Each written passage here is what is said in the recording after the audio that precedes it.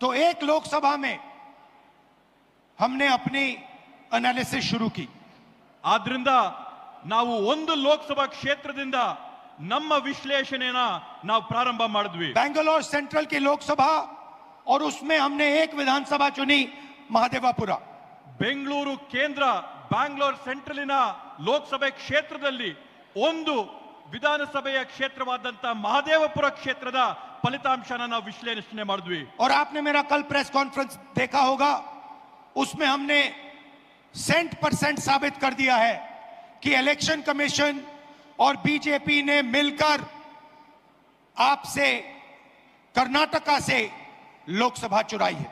ನೀವು ನಿನ್ನೆ ನಾನು ಮಾಡಿದಂತ ಪತ್ರಿಕಾಗೋಷ್ಠಿಯಲ್ಲಿ ನೋಡಿರಬಹುದು, ನಾವು ಆ ಪತ್ರಿಕಾಗೋಷ್ಠಿಯಲ್ಲಿ 100ಕ್ಕೆ 100 ಸಾಬೀತು ಮಾಡಿದೀವಿ, ಚುನಾವಣೆ ಆಯೋಗ ಮತ್ತೆ ಬಿಜೆಪಿ ಪಕ್ಷ ಸೇರ್ಕೊಂಡು ಈ ಚುನಾವಣೆಯಲ್ಲಿ ಮಾಡಿರ್ತಕ್ಕಂಥ ಮೋಸನ। महादेवापुरा में 6.5 लाख वोट हैं असेंबली में।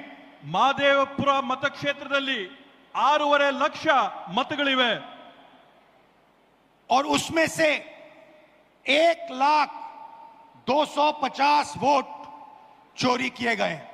ಅದರಲ್ಲಿ 1,250,000 मतಗಳನ್ನ ಇವತ್ತು ಮತಗಳ್ಳತನ ಆಗಿದೆ ಅಂತ ಹೇಳಿ ಘಂಟಾಘೋಷವಾಗಿ ಹೇಳ್ತೀನಿ। मतलब 6 में से 1 वोट इन्होंने चोरी किया है।